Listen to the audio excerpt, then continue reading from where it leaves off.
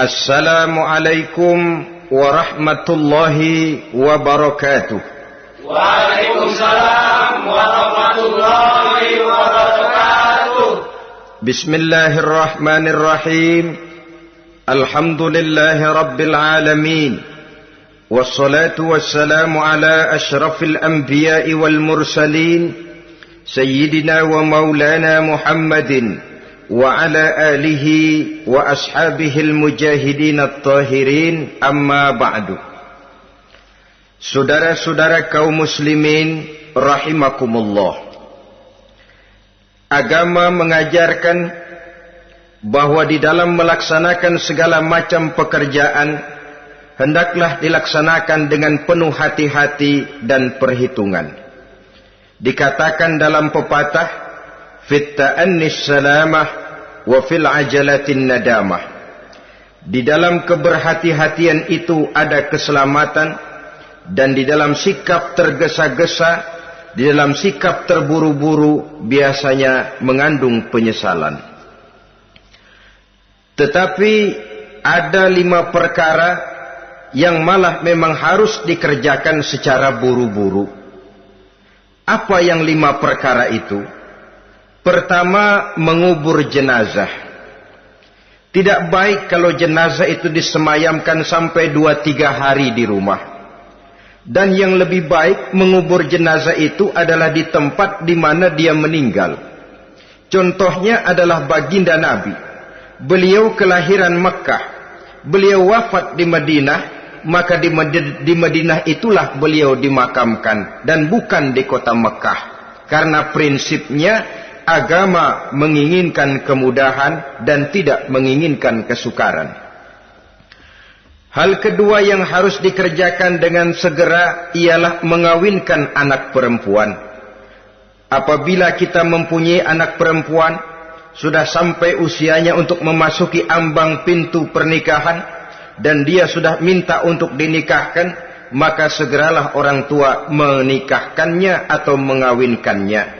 Sebab biasanya anak perempuan, apalagi di zaman sekarang, kalau tidak segera dikawinkan oleh orang tuanya, dikhawatirkan dia akan kawin sendiri. Dan itu tentu akhirnya akan merepotkan kedua orang tuanya. Hal ketiga yang harus dikerjakan dengan segera dan buru-buru ialah membayar hutang. Apabila kita sudah berhutang kepada seseorang dan sudah ada uang untuk membayarnya, bersegeralah untuk membayar. Sebab kalau ditunda besok, lusa atau hari minggu depan, dikhawatirkan uangnya akan terpakai untuk kepentingan-kepentingan yang lain, dan hutang akan tetap tinggal hutang, tidak pernah terbayar adanya. Hal keempat yang harus disegerakan ialah menghidangkan makanan untuk orang musafir yang kebetulan menjadi tamu di rumah kita. Dan hal yang kelima yang harus dilakukan dengan buru-buru, dengan segera, bertaubat apabila mengerjakan perbuatan dosa. Hal kelima inilah yang akan kita bicarakan pada pertemuan kita kali ini, yaitu tentang taubat kepada Allah Subhanahu wa ta'ala. Taubat berasal dari kata-kata taba yatubu, yang isim masdarnya adalah taubatan. Artinya sama dengan roja'a yarji'u, ada ya'udu, pulang atau kembali. Bertobat maksudnya kembali dari yang dilarang oleh Allah.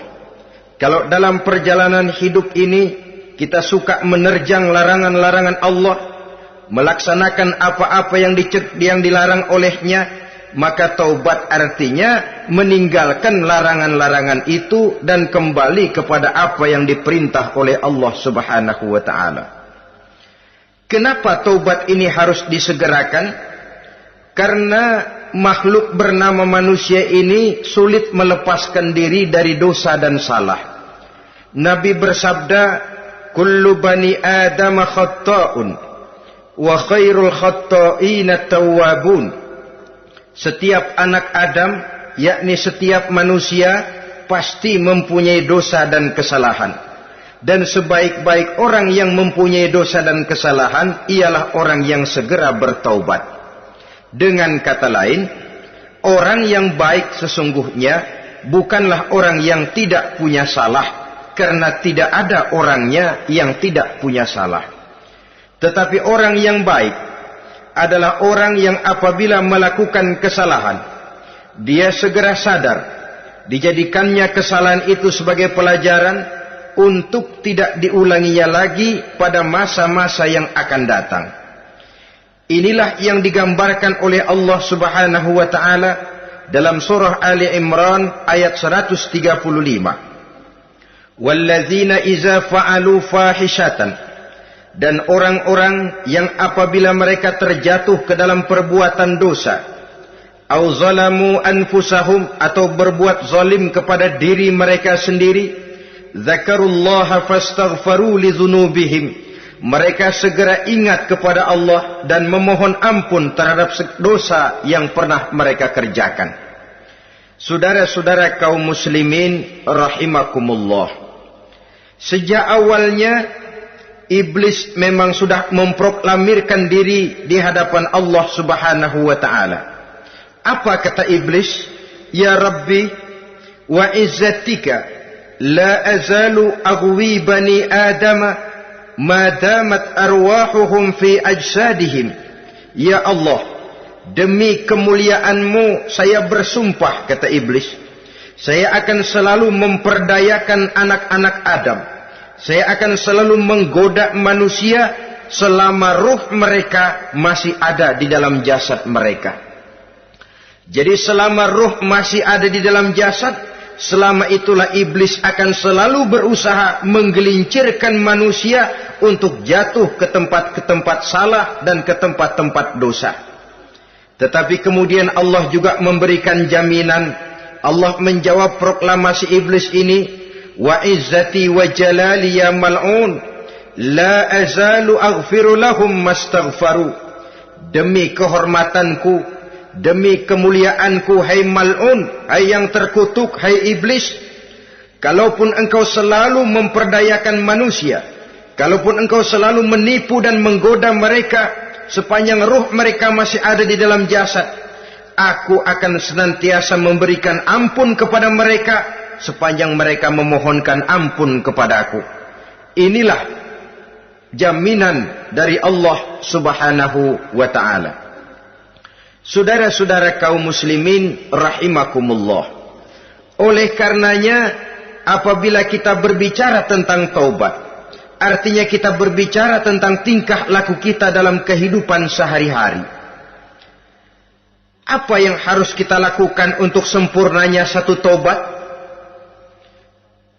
Pertama, menyesal terhadap dosa yang pernah kita lakukan.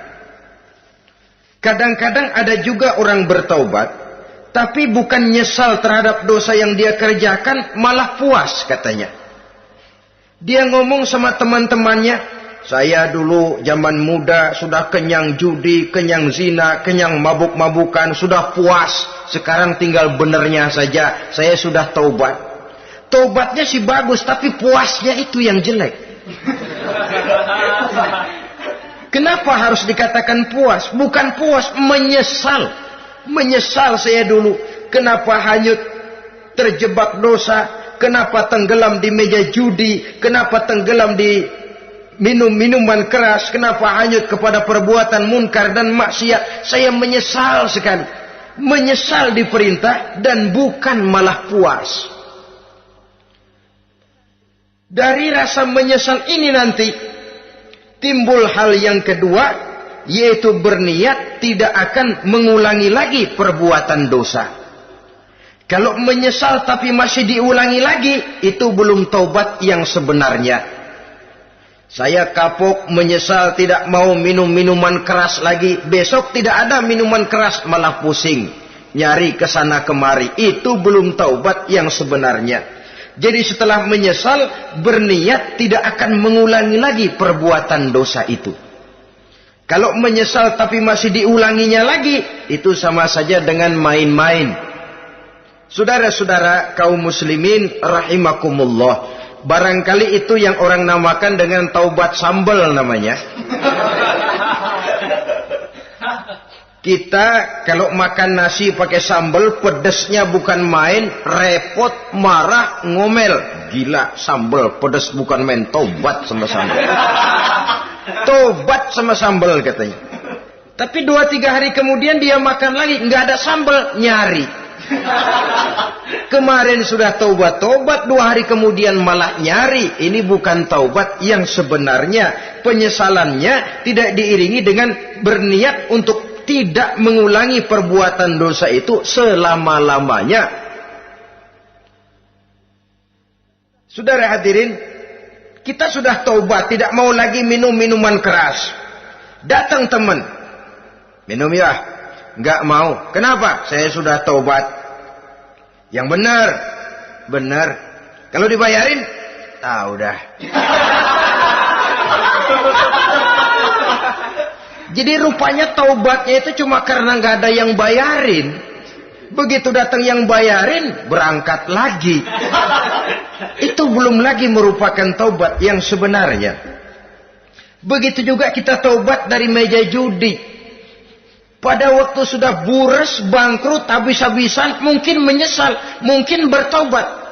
Inilah akibatnya judi, rumah tangga berantakan, harta buras, anak terlantar, uang tidak ada. Tobat, saya tidak mau lagi-lagi tenggelam di meja judi. Pada saat kondisinya bangkrut, itu yang diucapkan. Tapi 2-3 hari, 4-3 minggu, 1 bulan kemudian rezekinya banyak, makmur lagi, usahanya maju lagi, lupa lagi dia kepada ucapan sebelumnya, akhirnya sedikit demi sedikit tenggelam kembali di meja judi. Ini pun belum merupakan taubat yang sebenarnya. Jadi untuk sempurnanya taubat, yang pertama menyesal terhadap dosa yang telah dilakukan, yang kedua berjanji tidak akan mengulangi lagi, kemudian yang ketiga meninggalkan perbuatan jahat itu untuk selama-lamanya. Dengan kata lain, kalau memang taubat tidak mau minum lagi, talak 3 itu minuman keras. Kalau memang niat tidak akan berjudi lagi, talak 3 itu segala macam bentuk perjudian, meninggalkan perbuatan jahat. Yang keempat, menunaikan semua fardu dan kewajiban. Sebab barangkali pada saat kita tenggelam dalam dosa, perintah-perintah Allah, jangankan yang sunnah, yang wajib saja sering kita lalaikan. Maka apabila diri telah berniat melaksanakan taubat, maka tunaikan semua kewajiban yang disyariatkan oleh agama kepada kita.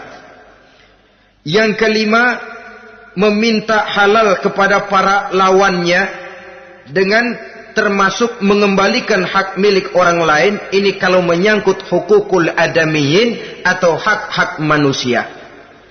Jadi kalau kita berdosa kepada sesama manusia, Allah belum akan menerima taubat kita kalau kita belum minta maaf kepada yang bersangkutan. Adapun kalau kita sudah minta maaf tapi yang bersangkutan tidak mau memberikan maaf, itu urusan dia kepada Allah. Urusan kita adalah meminta maaf kepada yang bersangkutan. Hal yang keenam, mendidik atau melatih diri untuk bertaat kepada Allah. Sebagaimana kita dulunya telah melatih diri, memperturutkan diri untuk berbuat durhaka. Lalu memperbaiki yang dimakan dan yang diminum. Itu juga merupakan ciri dari orang-orang yang melaksanakan taubat kepada Allah Subhanahu wa ta'ala. Kemudian apalagi memperbanyak istighfar di dalam kehidupan. Disabdakan oleh Nabi, inna likulli da'in dawa'un wa dawa'u zunubi al-istighfar.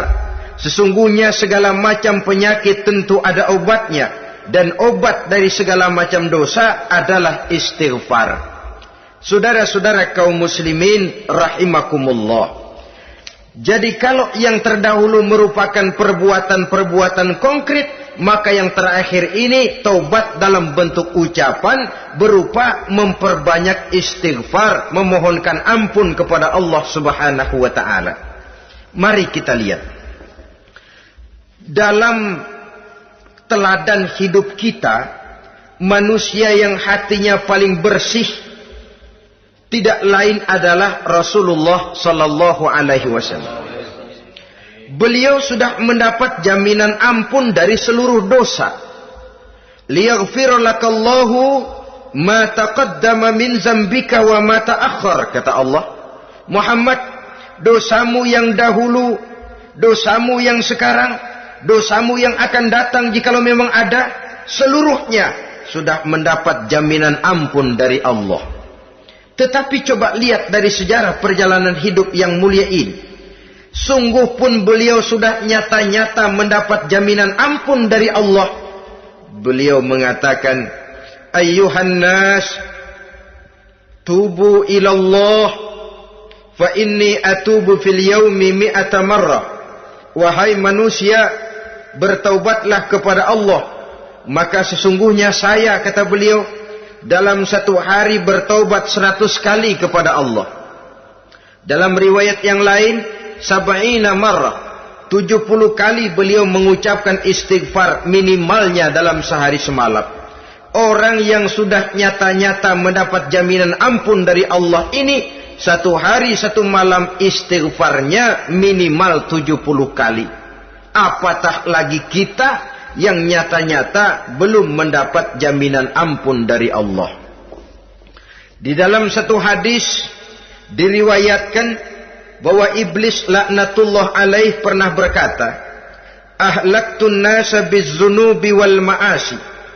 Aku rusak dan aku hancurkan kehidupan manusia dengan dosa dan dengan segala macam perbuatan maksiat. Iblis menghancurkan manusia dengan menanamkan kegemaran berbuat dosa dan menanamkan kesukaan untuk bergelimang dalam dunia maksiat. Tetapi kemudian iblis mengakui, wa ahlakuni bila ilaha illallah wal istighfar. Tetapi kemudian terbalik, manusia menghancurkan aku dengan kalimat la ilaha illallah dan dengan istighfar, yakni mengucapkan astaghfirullahal azim. Inilah senjata pemungkas menghadapi upaya iblis untuk menghancurkan manusia. Kalau iblis menghancurkan manusia dengan perbuatan dosa, dengan menenggelamkan manusia ke dalam perbuatan-perbuatan maksiat, hendaknya kita sadar. Pada saat kita terdorong untuk melakukan perbuatan dosa, kita lalu sadar inilah perangkap iblis untuk membinasakan saya. Pada saat kita terjebak ke dalam perbuatan maksiat dan munkarat, ingatlah baik-baik, inilah perangkap iblis untuk merusak dan membinasakan saya. Maka hancurkan perangkap iblis, hancurkan tipu daya dan usaha iblis itu dengan apa? Dengan kalimat la ilaha illallah dan dengan memperbanyak istighfar. Falamma ra'aitu dzalik, ketika aku lihat hal itu, kata iblis, mereka hancurkan kita dengan dosa dan maksiat, dan kita hancurkan mereka dengan la ilaha illallah dan istighfar. Diamkah iblis? Puaskah iblis? Ternyata tidak. Apabila aku lihat usaha manusia itu, ahlaktuhum bil huda, ahlaktuhum bil hawa, wahum yahsabuna annahum muhtadun. Apabila mereka hancurkan aku dengan la ilaha illallah dan istighfar, maka aku kembali menghancurkan mereka dengan mempergunakan hawa nafsu, sehingga mereka menyangka bahwa mereka adalah orang-orang yang mendapat petunjuk. Ditanamkan dalam diri kita perasaan bahwa kitalah orang yang paling benar. Itu pun tipu daya iblis. Maka orang pintar itu baik, tapi merasa pintar itu jelek. Orang benar itu bagus, tapi merasa benar itu tidak baik. Karena biasanya orang kalau sudah merasa benar, lalu cenderung untuk menganggap orang lain tidak benar. Kalau sudah begitu, dia akan mengklaim diri, sayalah orang yang paling benar, yang lain tidak benar semuanya. Itu termasuk perangkap iblis juga. Setelah kita gempur mereka dengan kalimat tahlil dan dengan kalimat istighfar. Saudara-saudara kaum muslimin rahimakumullah, Allah Maha Pengasih dan Maha Penyayang. Ia akan mengampunkan perbuatan yang bersifat salah dari manusia, Hanya manusia saja yang kadang-kadang bodoh, tidak mau mengampuni dan memaafkan dirinya sendiri, dengan membiarkan dirinya terseret berlarut-larut dalam dosa tanpa keinginan untuk bertaubat. Sepanjang nafas belum sampai di tenggorokan, sepanjang matahari masih terbit di sebelah timur dan terbenam di sebelah barat, sepanjang itu Allah masih akan menerima taubat seorang hamba. Innallaha yaqbalu taubatal abdi ma lam yugharghir. Allah akan senantiasa menerima taubat seorang hamba sebelum nafasnya sampai di tenggorokan. Apabila nafas sudah sampai di tenggorokan, maka taubat sudah terlambat adanya. Lalu yang konkret di dalam kehidupan ini, apa ciri-ciri dari orang yang melaksanakan taubat itu? Seorang ahli hikmah berkata, pertama, orang yang taubat itu kelihatan bahwa dalam kehidupan ini dia mampu menjaga lidahnya dari ucapan yang berlebih-lebihan, dari ucapan yang tidak ada manfaatnya, dari ucapan yang mengandung dosa, namimah, mengadu domba, dan ucapan-ucapan yang merugikan orang lain. Orang yang taubat kelihatan dari lidahnya.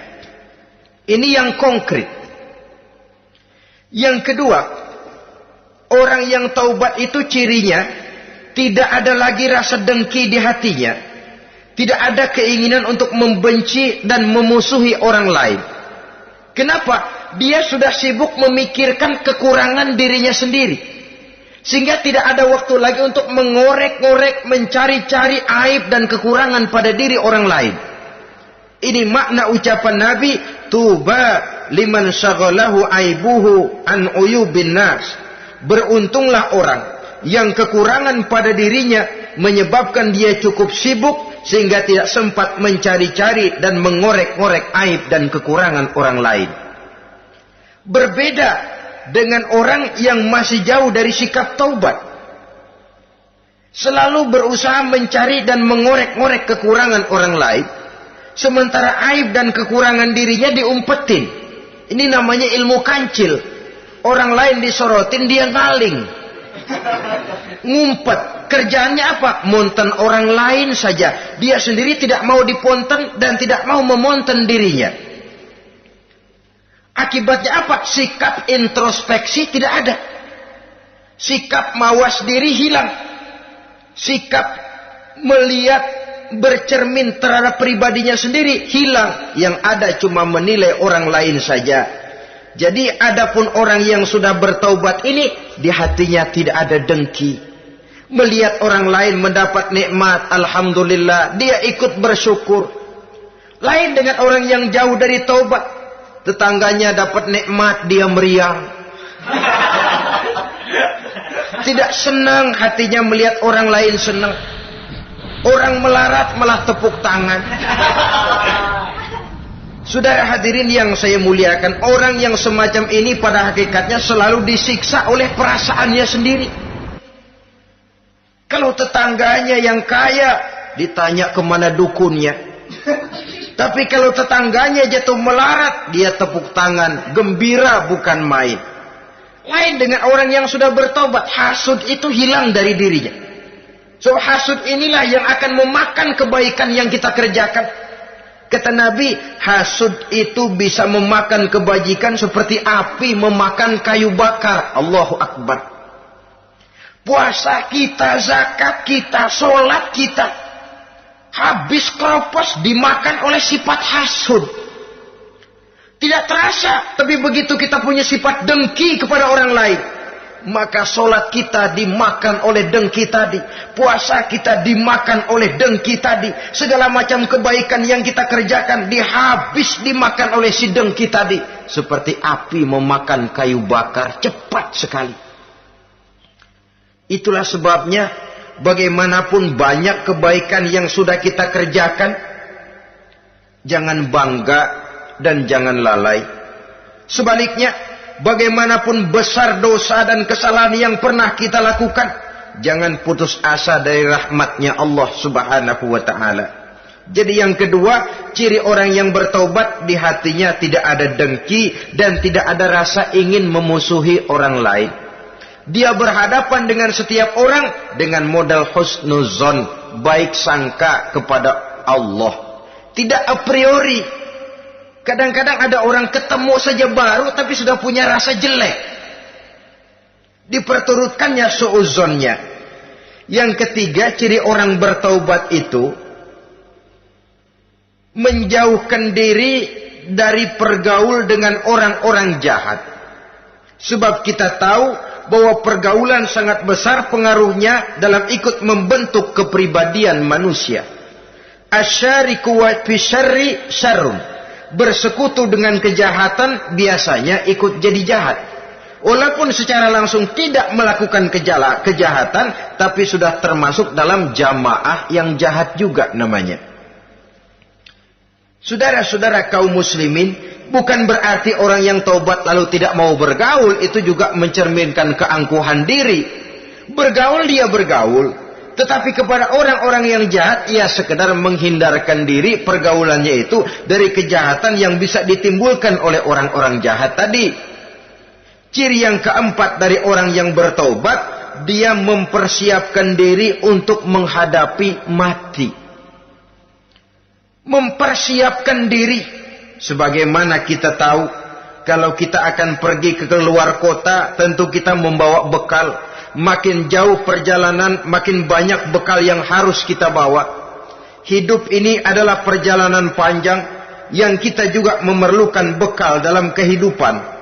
Orang yang bertaubat, orang yang mempersiapkan diri untuk menghadapi maut dan menghadapi hari-hari sesudah maut itu datang.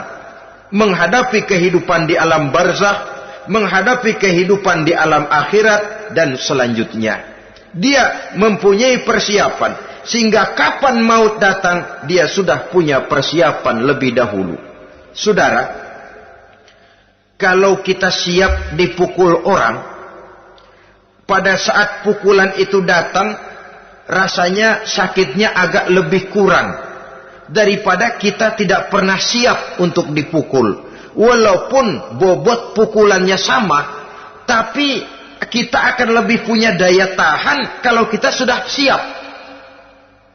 Oleh karena itu, orang yang bertobat, orang yang mempunyai persiapan untuk menghadapi mati. Tidak hanya untuk menghadapi mati, tapi juga menghadapi hidup di seberang kematian nanti. Maka karenanya, dia sibuk dengan dunianya, tapi juga dia lebih sibuk dengan akhiratnya. Dia tenggelam dalam berbagai macam kesibukan dunia, lain saat dia memfanakan diri untuk membekali diri menghadapi kehidupan sesudah hidup yang sekarang ini. Ciri-ciri ini tentu akan kelihatan dari gerak hidup seseorang. Saudara-saudara kaum muslimin rahimakumullah. Jadi dengan kata lain, kalau kita kembali kepada surah Ali Imran ayat 135 tadi, apabila dalam kehidupan terjebak kita kepada perbuatan dosa atau zalim kepada diri sendiri, zakarullah, segeralah mengingat Allah, fastaghfaru li dzunubihim, dan segera memperbanyak istighfar, memohon ampun kepada Allah Subhanahu wa taala, sebab dosa dalam Islam hanya bisa ditebus dengan taubat. Bukan dengan uang, bukan dengan beras, bukan juga dengan piagam. Dosa dalam Islam hanya bisa ditebus dengan melaksanakan taubat kepada Allah. Dan untuk bertaubat tidak usah ngulur waktu. Besok saja, bulan depan saja, tahun depan saja, nanti saja kalau sudah agak sedikit tua. Ibarat diri kita ini kaca, kata Imam Ghazali, maka dosa adalah debu. Apabila kaca kena debu, sedikit nempel debu, lalu dilap, sedikit nempel debu, terus dilap lagi, insya Allah kaca akan tetap bersih. Tapi kalau kita menunggu debu sampai banyak, apalagi sampai berurat, berkarat, nanti akan sulit membersihkannya. Demikian hati manusia itu. Kalau sudah dihinggapi oleh dosa, ditumpuknya lagi, berkarat dosa dalam hati, biasanya berat untuk melaksanakan taubat. Untuk lebih meningkatkan pengertian kita tentang ciri dari orang-orang yang bertaubat, mari kita ikuti sebuah dialog yang pernah terjadi antara Rasul dengan para sahabat. Satu hari ketika sedang berkumpul dengan para sahabat, baginda Rasul bertanya, "Atadruna manit taib?" Saudara-saudara, tahu enggak saudara-saudara, siapa sebenarnya orang-orang yang bertaubat itu? Macam-macamlah jawaban para sahabat, tapi yang jelas akhirnya mereka berkata, Allahu wa rasuluhu a'lam. Allah dan Rasulnya yang lebih tahu siapa sebenarnya orang yang bertaubat itu. Atas jawaban ini, baginda Rasul lalu menegaskan. Pertama, man taba walam yata'allamil ilma falaysa bitaibin. Siapa orang yang mengaku bertaubat kepada Allah, lalu dia tidak mau mencari ilmu, tidak mau belajar, falaysa bitaibin, maka dia belum termasuk orang yang bertaubat. Jadi di sini jelas bahwa bukan hanya dari dosa kita bertaubat, juga bertaubat dari kebodohan. Dalam arti tidak membiarkan diri kita bodoh terus menerus. Dengan bahasa anak sekarang, bodoh tapi betah.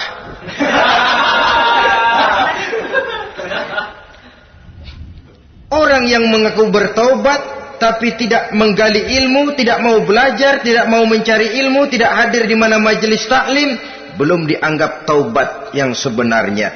Jadi grafik orang yang taubat itu kelihatan dari kesungguhannya mencari ilmu, menghadiri majelis taklim, menghadiri kuliah-kuliah, ceramah-ceramah dan diskusi-diskusi keagamaan.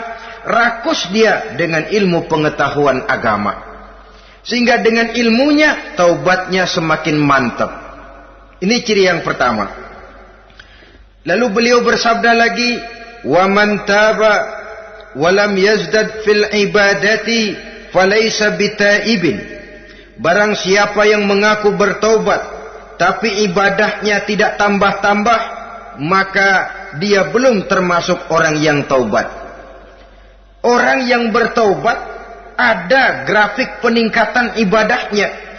Jadi kalau mulutnya taubat, minta ampun, tapi ibadahnya gitu-gitu aja, belum merupakan taubat yang sebenarnya. Jadi pada saat dia melaksanakan taubat, memproklamirkan diri untuk kembali ke jalan Allah, nilai ibadahnya meningkat. Kalau sholatnya tadinya cuma sekedar yang wajib-wajib saja, setelah dia taubat bertambah melaksanakan yang sunnah, rawatibnya, qobliyah, ba'diyahnya, atau kemudian nawafilnya berupa tahajud, hajat, duha, istikharah, dan solat-solat sunnah lainnya. Jadi kelihatan dari peningkatan ibadahnya. Ini ciri yang kedua. Yang ketiga kata Nabi lagi, wa man taba wa lam yardal khusama falaysa bitaibin. Barang siapa yang mengaku bertaubat kepada Allah tapi dia tidak bisa meridhoi musuh-musuhnya, maka belum lagi dia dianggap orang yang bertaubat. Meridhoi, memaafkan musuh. Saudara, memberi maaf itu lebih sulit daripada minta maaf. Tapi memberi maaf lebih mulia daripada minta maaf. Minta maaf gampang, memberi maaf yang sulit. Karena itu orang yang memberi maaf menunjukkan jiwa yang lebih luhur daripada orang yang minta maaf. Sebab apa? Posisi orang yang memberi maaf kan posisi orang yang menang. Biasanya dalam posisi menang orang gampang congkak dan sombong. Orang datang minta maaf kepada kita, lalu timbul keseganan. Iya, minta maaf sih gampang. Memberi maaf itu yang sulit, tapi itu yang sangat dianjurkan. Dan itu merupakan ciri dari orang-orang yang bertaubat. Lalu apalagi? Wa man taba wa lam yughayyir libasahu wa zinatahu falaysa bitaibin. Barang siapa yang mengaku bertaubat tetapi pakaian dan perhiasannya tidak berubah, maka dia belum lagi dianggap bertaubat. Orang bilang pakaian memang kulit, yang penting isi. Tetapi bagaimanapun kulit mencerminkan isi. Dari pakaian kita bisa mengkaji kepribadian seseorang. Saya berpendapat bahwa pakaian penting, kulit juga penting. Kulit penting, isi penting. Kulit tanpa isi tidak ada artinya. Isi tanpa kulit juga meragukan orang. Wah, yang penting kan isinya, kulitnya gimana saja. Saya mau tanya, saudara dapat duren di jalanan, isi aja nggak ada kulitnya. Kira-kira dimakan nggak duren itu? Paling kurang akan menimbulkan keraguan. Jangan-jangan sudah dicampur racun ini. Jadi dengan demikian orang yang bertaubat ini kelihatan dari cara berpakaian, cara berhias diri, tidak over. Dia kembali kepada fungsi berpakaian. Dalam Islam kan sesungguhnya fungsi pakaian itu yang paling utama. Pertama, nutup aurat. Itu ukurannya. Yang kedua, pantas. Yang ketiga, baru soal mode.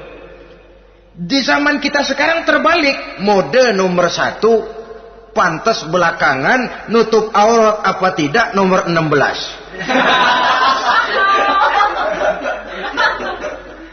Kalau sudah mode, kita kekira kekurangan pertimbangan. Ini buat saya pantas apa tidak, ini menutup aurat apa tidak. Kita balik. Padahal fungsi berpakaian dalam Islam tujuan utamanya pertama nutup aurat. Biar modenya mutaakhir, ciptaan Pierre Cardin sekalipun, kalau memang tidak nutup aurat, ya hukumnya masih belum berpakaian. Atau juga ukuran yang kedua, pantas. Yang orang lain pantas kita pakai, belum tentu kita pantas. Kita kadang-kadang kehilangan pertimbangan. Lihat iklan bintang film memakai pakaian yang begini bagus, lalu kita pakai saja. Ya tentu namanya bintang film. Kadang-kadang pakaian untuk show dipakai buat kondangan. Akhirnya habis sekampung orang nonton dia. Ya nggak pantas toh, nggak wajar. Saudara hadirin yang saya muliakan, orang yang bertobat kelihatan dari pakaian dan perhiasannya. Kalau sudah memakai perhiasan, ya sekedarnya saja. Tidak lalu dengan niat supaya orang tonton, supaya orang lihat, supaya orang tahu dia kaya, supaya timbul decak kagum, asal dia lihat orang lalu wah. Kalau sudah diwahi lalu senang. Saudara hadirin yang saya muliakan, kemudian kata Nabi lagi, wa man taba wa lam yubaddil ashabahu falaysa bitaibin. Siapa yang mengaku bertaubat tapi pergaulannya dari itu ke itu saja, seperti itu juga tidak mengalami perubahan, maka dia belum lagi dianggap bertaubat. Kalau taubat kita dari judi, jangan bergaul lagi dengan penjudi. Dalam arti jangan berkumpul di majelis judi. Ah, saya sih udah tobat nggak main judi, tapi ngumpulnya di situ terus. Ya bagaimana? Pada akhirnya toh akan terseret juga. Saudara hadirin yang saya muliakan, jadi dengan demikian lingkungan juga sangat besar pengaruhnya dalam kriteria orang yang bertaubat. Selanjutnya Nabi bersabda, "Wa man taba walam yughayyir khuluquhu falaysa bitaibin." Siapa yang mengaku bertaubat tapi akhlaknya, budi pekertinya tidak mengalami perubahan, maka orang itu pun belum dianggap bertaubat. Ini juga konkret. Orang yang bertaubat kelihatan dari akhlaknya. Kalau kemarin sama orang tua songong, kurang ajar, nyelongcong, maka setelah taubat dia berakhlak kepada orang tua.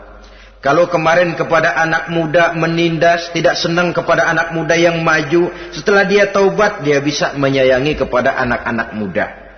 Akhlak ini lain dengan adat, istiadat. Adat biasanya hanya memandang yang lahir, sedangkan akhlak zahir batin dipandang. Contoh, seorang anak muda kalau lewat di depan orang tua membungkukkan badan, menurut adat dia sudah sopan. Tapi menurut akhlak belum tentu berakhlak. Tergantung kepada niatnya apa membungkukin badan. Permisi apa ngina. Kan mungkin saja orang membukukan badan lewat di depan aki-aki karena menghina sebab aki-aki itu badannya udah bungkuk. Jadi gerakan zohir yang baik yang diiringi dengan niat yang baik itulah cerminan daripada akhlak. Kalau adat terlepas dari soal niat, asal zohirnya sudah oke, menurut adat oke dia beradat. Niatnya apa? Adat tidak pernah menilai. Maka orang yang bertaubat pun kelihatan dari akhlaknya, dan akhlak itu adalah keseluruhan tingkah hidup manusia. Cara berjalan ada akhlak, cara makan ada akhlak, cara duduk ada akhlak, cara tidur ada akhlak. Sehingga pantas ketika Siti Aisyah ditanya, Aisyah, Rasulullah itu akhlaknya apa sih? Beliau menjawab, karena Rasulullah khuluquhul Quran. Rasulullah itu akhlaknya Quran. Sehingga di kalangan ilmuwan lalu ada ungkapan bahwa Nabi Muhammad adalah Quran berjalan. Maksudnya seluruh konsepsi Quran sudah diterjemahkan dalam kehidupan Nabi. Maka tidak heran kalau Islam mengatur kehidupan manusia sejak yang sekecil-kecilnya sampai yang sebesar-besarnya. Cara berpakaian ada akhlaknya, kan begitu toh dalam Islam. Saudara diri di depan kaca, ngaca, ada akhlaknya, ada bacaannya. Allahumma kama hassanta khalqi fahassin khuluqi. Sampai saudara masuk ke dalam WC sekalipun ada akhlaknya. Karena akhlak adalah keseluruhan gerak hidup manusia. Orang yang bertobat kelihatan dari perubahan akhlaknya. Kemudian beliau bersabda, "Wa man taba wa lam yatwi firashahu wa bisatahu falaysa bitaibin." Siapa orang yang mengaku bertaubat tetapi dia tidak menggulung tempat tidur dan spraynya, maka dia belum dianggap bertaubat. Ini bahasa kinayah. Menggulung spray, melipat tempat tidur artinya lebih banyak ibadahnya daripada tidurnya. Kalau ngaku taubat tapi sehari 24 jam, 22 jam tidur, cuma 2 jam ibadah, ya belum mencapai kriteria itu. Dengan kata lain, orang apabila sudah memproklamirkan diri untuk taubat, menyingsingkan lengan baju, melipat spray, menggulung tempat tidur. Bukan berarti dia tidak tidur-tidur, tetapi bersiap diri untuk melaksanakan ibadah yang pada saat dia terjebak dalam dosa, sudah banyak ibadah yang ditinggalkannya. Saudara-saudara kaum muslimin rahimakumullah. Kemudian beliau bersabda pula, "Wa man taba wa lam yatasaddaq falaysa bitaibin." Barang siapa yang mengaku bertobat, kemudian dia tidak menyedekahkan karunia yang diberikan Allah kepadanya, maka taubatnya belum lagi dianggap taubat yang sebenarnya. Faman istabana minal abdi hazihil khisal fahuwa taibun haqqa. Apabila nyata tanda-tanda ini pada diri seorang hamba, maka barulah taubatnya dinamakan taubat yang sebenarnya. Jadi untuk taubat itu ada 2 jalan yang bisa kita tempuh. Pertama, taubat dengan lisan, taubat dengan ucapan. Dalam artian apa? Memperbanyak istighfar. Istighfar yang mana? Yang mana yang mungkin saja. Kalau waktunya sempit ya istighfar yang pendek-pendek. Astaghfirullah, astaghfirullah, astaghfirullah. Mau yang lebih panjang, astaghfirullahalazim allazi la ilaha illa huwal hayyul qayyum wa atubu ilaih min jami'il ma'asi waz zunub la haula wala quwwata illa billahil aliyyil azim. Ada waktu yang lebih panjang lagi membaca sayyidul istighfar. Tiap kali berbuat jahat, tiap kali diiringi dengan istighfar. Nah, ini yang bisa runtuh dengan istighfar ini dosa apa? Dosa yang ringan, dosa yang biasanya dilakukan oleh panca indera kita. Mata ini dosa mata, insya Allah bisa runtuh dengan istighfar. Ngelihat yang haram, cepat nunduk, astagfirullah. Habis nunduk jangan ngeliatin lagi. Kadang-kadang ngelihat nunduk, istighfar, melotot lagi, istighfar lagi.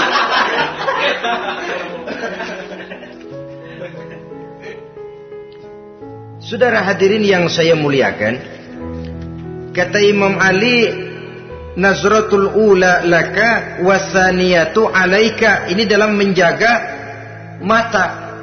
Pandangan pertama rezekimu kelihatan, namanya kelihatan kan rezeki. Pandangan pertama rezekimu, ulangannya dosamu. Ulangannya ini yang bisa membawa dosa. Dosa karena lidah, mengucapkan kata-kata yang menyakitkan orang. Dengan istighfar, insya Allah runtuh. Adapun dosa-dosa besar lainnya, tentu harus dengan perbuatan. Tidak cukup dengan sekedar istighfar saja. Perbuatannya apa? Itulah seperti yang sudah saya sampaikan pada ciri-ciri orang yang bertaubat tadi. Oleh karenanya, beruntunglah kita masih diberikan umur oleh Allah. Sehingga segala dosa dan kesalahan yang kita lakukan, kita masih punya kesempatan untuk mengadakan pemutihan, bertaubat kepada Allah. Nah, apa kemudahan yang diberikan Allah kepada orang yang melazimkan istighfar di dalam hidupnya? Pertama, kata Nabi, man lazimal istighfar, siapa orang yang melazimkan, membiasakan diri istighfar, diberikan keistimewaan oleh Allah. Pertama, ja'alallahu lahu min kulli dhiqin makhraja. Allah akan memberikan jalan keluar untuknya dari segala macam kesulitan. Hidup ini kan problem. Makin tinggi status sosial, makin banyak urusan. Urusan akan selesai apabila hidup di dunia selesai. Kita menyangka orang lain lebih enak dari kita, padahal tiap orang punya urusan. Yang namanya enak barangkali persis seperti pelangi biang lala itu. Tidak pernah di atas kepala kita, di atas kepala orang lain saja. Begitu kita memandang keenakan dalam hidup ini. Petani bilang pedagang enak, pedagang bilang petani enak. Tapi begitulah keenakan itu. Orang yang melazimkan istighfar, dia akan diberikan jalan keluar dari segala macam kesulitan. Menurut perhitungan otak, didlek, buntu, tidak sanggup lagi, entah bisa terwujud dan terlaksana. Allah memberikan jalan keluar dari segala kesulitan. Saudara, kalau Allah sudah memberikan jalan keluar dari kesulitan, siapa lagi yang bisa bikin sulit kita? Kalau Allah yang memberikan jalan keluar, everything is running well katanya. Semua urusan bisa jalan dengan lancar. Tapi tanpa istighfar, jauh kita dari Allah. Jalan yang sudah lapang pun bisa jadi sempit. Urusan yang sudah nyata akan selesai pun bisa jadi injelimet. Dan jalan yang tadinya tidak berliku-liku pun bisa berliku-liku. Ini faktor yang di luar perhitungan matematis. Kita tidak mampu, Allah maha mampu. Menurut akal kita tidak mungkin. Kalau Allah mau, tidak ada yang tidak mungkin. Saudara-saudara, ini fasilitas pertama. Orang yang gemar istighfar diberikan jalan keluar dari segala macam kesulitan. Yang kedua, wa min kulli hammin faraja, diberikan kegembiraan dari setiap kesusahan yang dihadapinya. Ada saja faktor-faktor yang mendatangkan kegembiraan, yang mendatangkan refreshing di dalam kehidupannya, sehingga dia tidak lalu merasa jalannya buntu, tidak merasa kesulitannya tidak pernah terselesaikan. Dan yang ketiga, fasilitas yang diberikan Allah kepada orang yang gemar istighfar, wa razaqahu min haitsu la yahtasib. Allah akan memberikan kepada mereka rizki dari jalan yang tidak pernah mereka sangka-sangka. dari jalan yang tidak pernah mereka perkirakan sebelumnya. Saudara-saudara kaum muslimin rahimakumullah. Inilah fasilitas ketiga yang diberikan Allah kepada orang yang gemar istighfar. Rizkinya datang dari jalan yang tidak disangka-sangka. Sebab rizki ini juga termasuk hal gaib. Dan jangan lupa, ar-rizqu bimakna al-ata hissiyan kana au ma'nawiyan. Rizki adalah pemberian baik yang konkret maupun yang abstrak. Kita sering membatasi pengertian rezeki, maka rezeki kita jadi sering terbatas. Menurut kita kan yang namanya rezeki cuma duit saja. Kalau bukan duit bukan rezeki. Padahal semua karunia Allah itu rezeki. Umur rezeki, istri rezeki, anak rezeki, pangkat dan jabatan rezeki, termasuk duit juga rezeki. Tapi dalam kebiasaan kita rezeki cuma duit. Begitu duit seret, kita anggap rezeki macet. Maka akhirnya kita tidak bersyukur kepada Allah. Padahal mungkin di sektor duit macet, tapi rezeki dari segi lain, ilmu barangkali tambah, wibawa naik, pangkat naik, anak tambah, itu juga merupakan rezeki.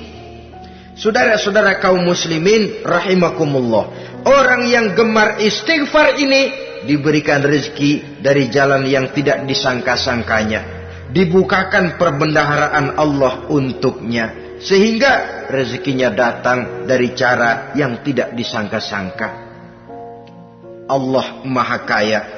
Kalau dia mau, la mani'a lima a'taita wa la mu'tiya lima mana'ta. Tidak satu kekuatan pun yang mampu mencegah apa yang hendak diberikan Allah. Dan tidak satu kekuatan pun yang sanggup memberikan apa yang dicegah oleh Allah Subhanahu wa ta'ala. Ini keistimewaan yang diberikan Allah kepada mereka yang gemar beristighfar di dalam kehidupan ini. Jangan lagi berpikir, gua sih nggak punya dosa, istighfar amat. Sombong, saudara-saudara. Manusia itu lebih baik merasa banyak dosa daripada merasa tidak punya dosa. Tanda orang bahagia, kata Nabi, 4. Pertama, orang yang selalu ingat kepada kesalahan yang pernah dia lakukan. Itu orang bahagia. Selalu ingat kepada kesalahan yang pernah dilakukannya. Sehingga pada saat akan melakukan kesalahan yang baru, dia mikir-mikir. Dosa gue yang kemarin udah 3 keranjang, nih nambah lagi. Ingatannya terhadap kesalahan yang lalu akan merupakan langkah preventif yang mencegah dirinya untuk tidak menambah kesalahannya. Orang bahagia, orang yang selalu ingat kesalahan yang pernah dia lakukan, terbayang di pelupuk mata, bukan ngumpet-ngumpetin dosa. Sebab apa yang mau kita umpetin di hadapan Allah? Yang kedua, tanda orang bahagia itu orang yang selalu melupakan kebaikannya. Kalau dia berbuat baik, dia lupakan. Dia anggap dirinya belum pernah berbuat baik. Sehingga di mana ada kebaikan, dia tidak bisa ikut. Dia merasa sangat rugi. Sebab dia anggap dirinya belum pernah berbuat baik. Yang ketiga, tanda orang bahagia. Dalam urusan dunia, dia lihat ke bawah. Sehingga timbul rasa syukurnya. Bahwa kalau dia sengsara masih banyak yang lebih sengsara dari dia. Bahwa kalau dia miskin masih jauh lebih banyak yang miskin dari dia. Bahwa kalau dia menemui kesulitan masih banyak yang jauh lebih sulit dari dia. Dengan cara itu jiwanya akan lapang, hidupnya akan tenang, dan dia tidak pernah ingkar kepada nikmat yang diberikan Allah. Sebaliknya yang keempat, tanda orang bahagia itu dalam urusan akhirat dia lihat ke atas. Dunia, lihat yang bawah. Akhirat, lihat yang atas. Kalau dia bisa sholat, kenapa saya tidak? Kalau dia sanggup puasa, kenapa saya tidak? Kalau dia bisa baca Quran, kenapa saya tidak?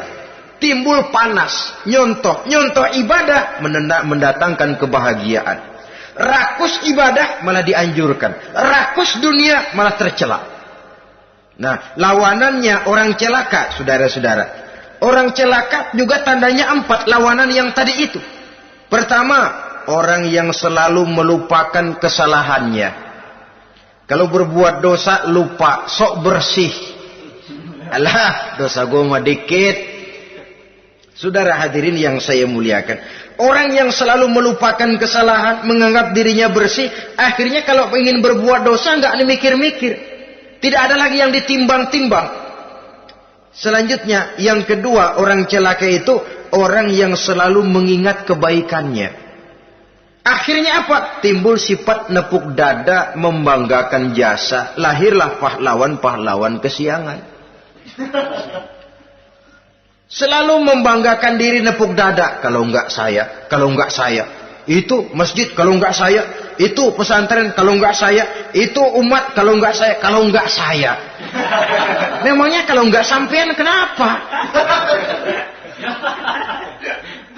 Orang yang celaka adalah orang yang selalu menghitung-hitung kebaikan yang pernah dikerjakannya.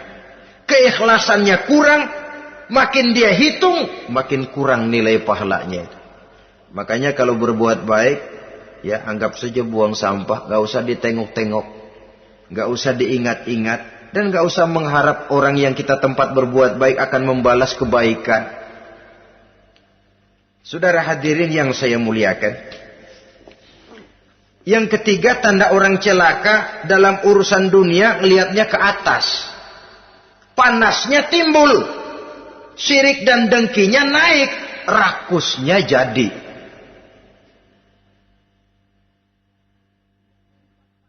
Timbul sifat panasnya itu, tidak mau ngerti.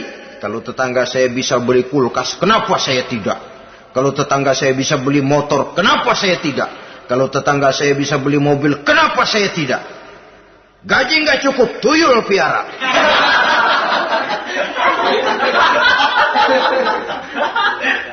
Orang itu kalau sudah didorong oleh rakus kan bisa jadi menghalalkan segala macam cara untuk mencapai tujuan. Dibakar oleh sifat tamak dan rakus bin serakah. Nah, kalau sudah didorong oleh rasa rakus, yang segera tersingkir pertama rasa malu.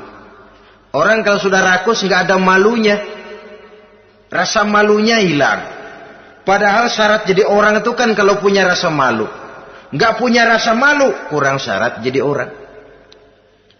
Akan bagaimana jadinya masyarakat, bahkan bangsa dan negara, kalau rakyatnya sudah tidak punya rasa malu. Yang kedua rasa takut hilang, terutama takut kepada Allah. Sirna sama sekali. Sudah tujuan menghalalkan cara.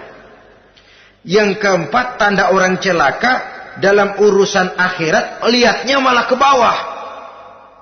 Kenapa kamu enggak sholat? Itu bapak anu yang tuaan, enggak, saya enggak lagi. Kenapa ngelihatnya mesti kepada yang begitu? Sehingga lalu tidak ada gairah untuk mencontoh. Saudara-saudara kaum muslimin rahimakumullah, walaupun serba singkat oleh karena terbatasnya ruang pembicaraan ini, mudah-mudahan bisa memberikan gambaran sepintas tentang ciri-ciri orang yang bertaubat. Dengan harapan, marilah kita menjadi orang yang bertaubat sebenarnya, dengan ciri menyesal terhadap dosa yang pernah kita lakukan, meninggalkan perbuatan jahat, dan berjanji tidak akan mengulangi lagi perbuatan jahat itu. Kalau dia menyangkut hak-hak manusia, maka hak itu harus kita kembalikan, dan kepada yang bersangkutan kita harus meminta maaf.